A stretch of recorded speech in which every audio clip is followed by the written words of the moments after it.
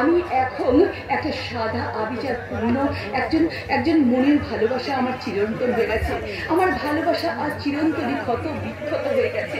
আমার ভালোবাসা আমার কাছে আজ হেরে গেছে সম্পূর্ণরূপে। আজ আমি আমার ভালোবাসার জন্য ভালোবাসার কাছে হেরে গেছি। কাউকে বোঝাতে হবে না রে বহিন। আমার বাসা অনুষ্ঠান মুন্ডারাজ সবই তো তোর কাছে হেরে গেছে।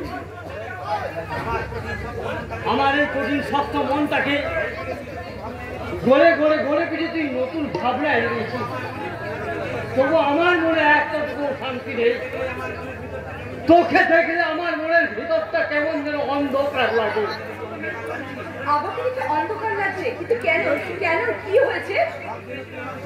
সব জেনেও তুই আমাকে জিজ্ঞাসা করছিস কি হয়েছে? ওই মাস্টারের অন্ধ মেয়েটার জীবন বাঁচার জন্য তুই নিজের কিডনি বিক্রি করে দিয়ে তাকে তুই উপহার দিতে চাইছিস। তুই নিজের কোথায় একটি বারো ভাবলি না রে বই। তুমি হয়তো জানো না, ওই মেয়েটা সায়ুকে ভীষণ ভীষণ ভালোবাসে।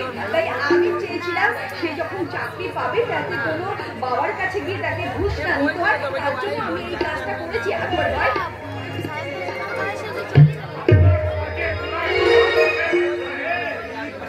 আমি আপনার কিডনি খরিদ করতে পারবে না।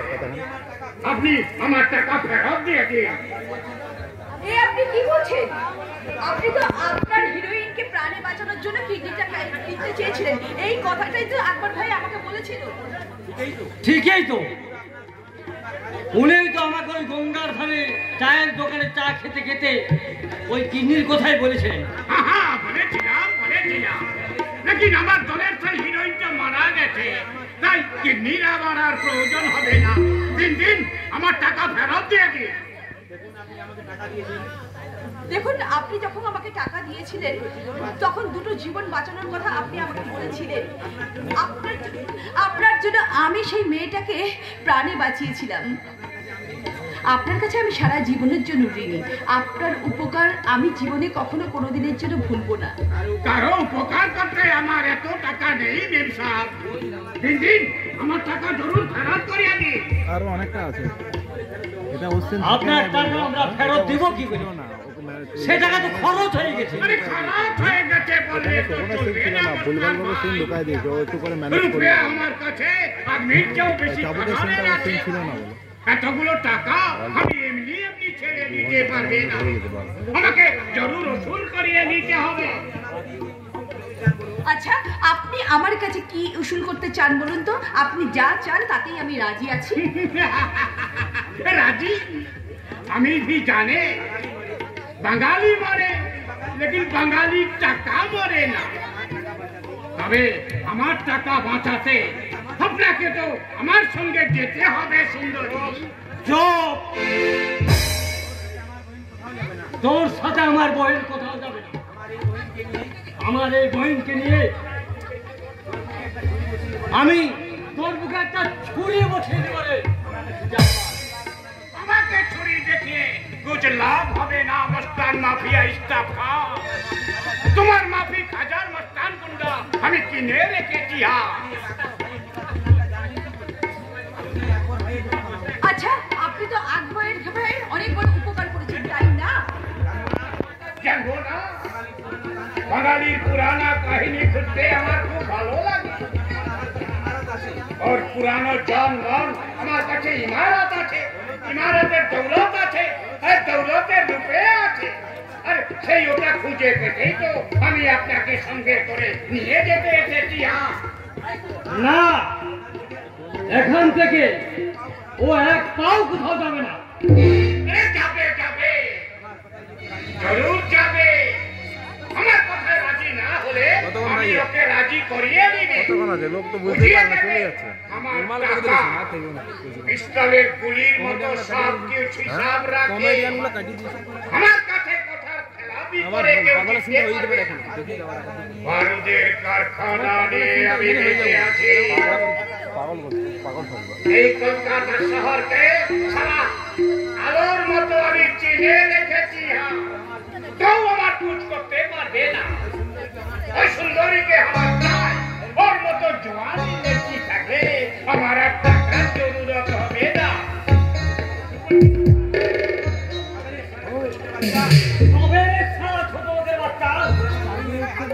আমার বহিনের গায়ে হাত দিয়েছে, এত বড় সাহস! তোকে ছাড়া যদি খোদা অফিস করে নেন দিতে না পারে, তোমার মতো আমি না আকবর ভাই না, রক্তের পথে আমি তোমাকে কিছুতেই চলতে দেব না আকবর ভাই। তুমি তুফানি ফেরেশতায়, তোমার যদি সাজা হয় তাহলে যে পাপী তার সাজা হবে না কেন? আমি জানি আমি তোমাদের সকলের কাছে অনেক বড় অপরাধী, তাই এই অপরাধীর মন নিয়ে আমি আমি আমি আমি এখান থেকে তোমাকে নিয়ে অনেক দূরে কোথাও চলে যাব, কোথাও অনেক দূরে। আমাকে এখান থেকে চলে যেতেই হবে আকবর ভাই, আমাকে এখান থেকে চলে যেতেই হবে। আমি আমার কাছ থেকে তুই কোথাও যেতে পারবি না। মায়ের মন নিয়ে তুই শুধু আর একটিবার ওরকম ছেলের দিকে চেয়ে দেখ মা, আমি কেন মরুর ধোঁয়ায় তোর কাছে ছুটে এসেছি। আমি জানতাম না আমার অনুপস্থিতির কথা ভেবে অরণ্য তোদের ভালোবাসার মধ্যে একটা বিরাট বাধা সৃষ্টি করবে। জোর করে অন্য একটা মেয়ের সঙ্গে সায়নের বিয়ের ব্যবস্থা করে দেবে। বিদায়ের বেলায় গধূলি লগ্নের সূর্যের রং নাইবা মাখলাম, দিনের শেষে আমি রাখালিয়া ধেনুর কথা নাইবা শুনলাম, ফন্ত বিকালে তাপ উত্তাপের কথা আমার গায়ে আমি নাইবা বাঁকলাম। আমি পাপের শশীকালা হয়ে আপনাদের সকলের কাছ থেকে বিদায় নিয়ে চিরযত্নের জন্য আমি এখান থেকে বিদায় নিলাম। না বহেন না, তোর ওই ভালোবাসার শিকড় মরে গেল, ভালোবাসার মাটি আমি মরে যেতে দেব না রে বহিন। আমি খোদা তালার কাছে আদান জানাবো আর বলবো, গো খোদা তালা মেহেরবান, আমার এই বহিনের মাটিকে তুমি কোনোদিন দিও না, কোনোদিন।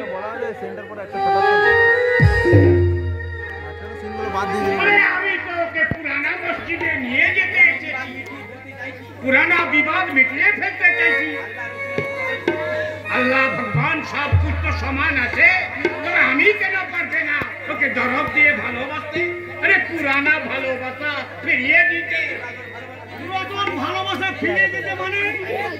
हाँ हाँ दीपसागर बाबू, ये लड़की के हमें बहुत पुराना दिन থেকে চিনে এসেছি।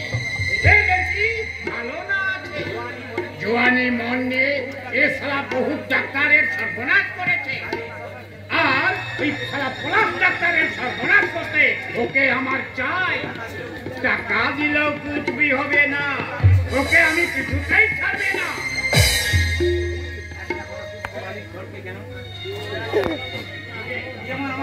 আচ্ছা বলতে পারেন কি আমার অপরাধ? বলুন না আপনি আমাকে এখান থেকে কোথায় নিয়ে যেতে চাইছেন? আমি যার জন্য হাত বাড়িয়ে দিয়েছি, আপনি নিয়ে চলুন, আমাকে নিয়ে চলুন। না, আমি তোকে কোথাও যেতে দেবো না রে মা। নদী সাগরের সাথে মিশে যায় জানি, কিন্তু তুই এর হাত ধরে কোন সাগরের সাথে মিশে যেতে চাইছিস? কেন তুই বুঝতে পারছিস না? অন্ধকারে দুধ দিলে সামান্য জোড়াকির কথা ভুলে যেতে হয়। আরে তো সামান্য টাকা, যত টাকা হচ্ছে আমি দেবো, তবু আমার এই বোনের দিকে যে চোখ খুলে দেখাবে আমি তার চোখ গুলো উপড়ে নেব। টাকা দিলে সব রোগ সারে না দীপসাগর বাবু, পুরানা রোগ সারাতে হলে পুরানা ডাক্তারের কাছে যেতে হবে। ডাক্তার মলয় সান্নালে পাওয়ারের কাছে পৌঁছতে হবে, রোগ নিরাময় হবে। ডক্টর মলয় সান্যাল, এই নামটা আপনি জানলেন কি করে? কে আপনি? আমি এই মুল্লুকের ডাক্তার, রোগী আছে আর রোগীর শয্যা আছে, আর আমার রোগীর শয্যা কাউকে বেহিসাবি কথা বলে না দীপসাগর বাবু। পুরা ঠিক রোগী ঠিক রোগ ধরা পড়ে যাবে।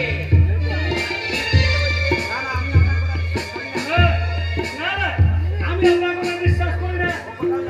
ও কোথাও যাবে না, ওকে আমি কিছুতেই যেতে দেবো না।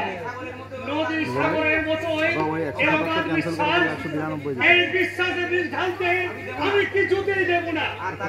আর তাছাড়া এর ভালোবাসা ঝিনুকের মতোই পিপাসা মুক্ত, নিঃশব্দ, তাকে আমি কিছুতেই পথেই নড়তে দেব না। তাই এই অন্ধকার বউ, তাই কোনোদিন আর আলোর কথা ভাবে, আলোর কথা কোনো দিনের জন্য সে ভাববে না, কোনো দিনের জন্য সে ভাববে না।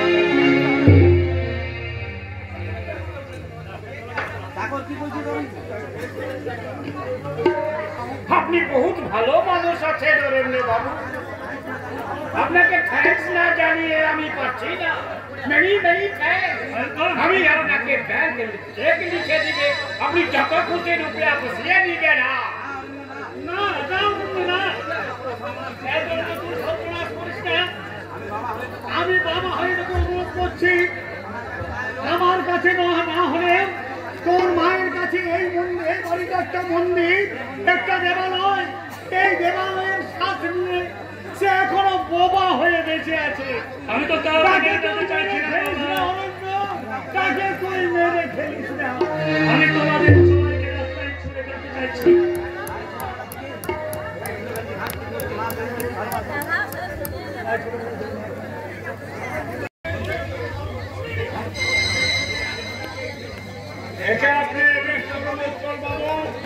এর মতো ক্রিমিনের হাতে রুয়া শিকল করিয়ে উত্তম মধ্যম শুরু করে দিই।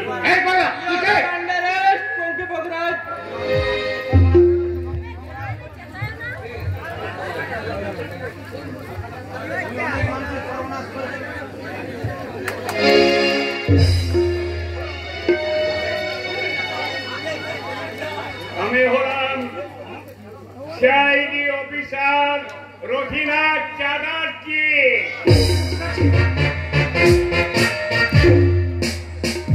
তুমি অনেক মানুষের সর্বনাশ করেছো পঞ্চি পোকরাজ, তোমার জন্য এই গ্রামে কোনো নেই এমনকি এই গ্রামের অসহায় দরিদ্র বাঘাবাগি নেই, তুমি কম ক্ষতি করনি। তাকে হত্যা করে ডাক্তার সাহেবের কাছে নিয়ে গিয়েছিলে। ডাক্তার সাহেব তোমার কথায় রাজি না হয় তুমি তাকে খুন করেছিলে।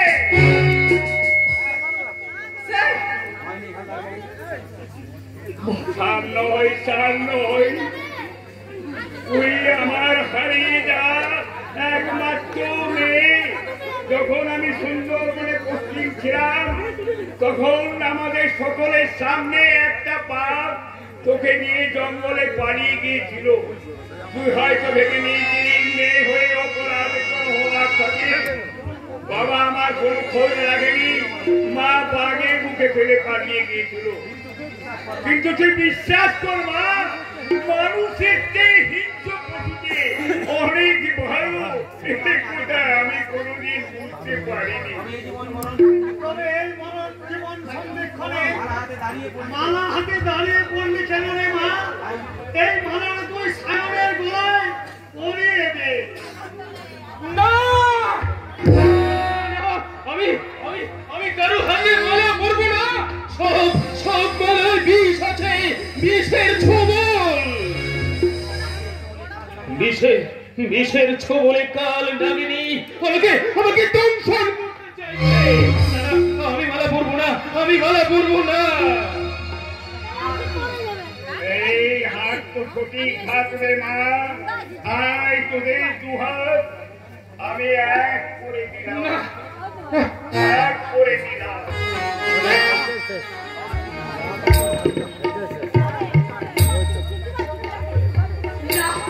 না সায়ন না, আমি আজ অনেক বড় অপরাধী। আমার জীবনে আজ ঘর সংসার বলতে কিচ্ছু নেই। আমি আজ জেল খাটা অপরাধী। তাই আমার পবিত্র ভালোবাসা নিয়ে তোমার জীবনে আমি কাল রাহু হয়ে আসবো না, দেব না। আমার ভালোবাসা আমি আর তোমাকে দেব না। আমার ভালোবাসা নিয়ে আমি তোমাকে আর বিরক্ত করবো না। তাই তোমার জীবন থেকে চিরদিনের জন্য আমি নিজেকে শেষ করে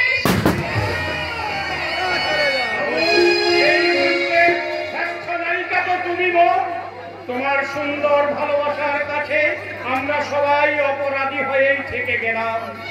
তাই তুমি যে অতন্দ্র প্রহরীর মতো ভালোবাসার যে দৃশ্য তুমি দেখিয়ে গেলে, তাতে সবার মনে জেগে উঠুক নিশি রাতে ভোরের কোকিল।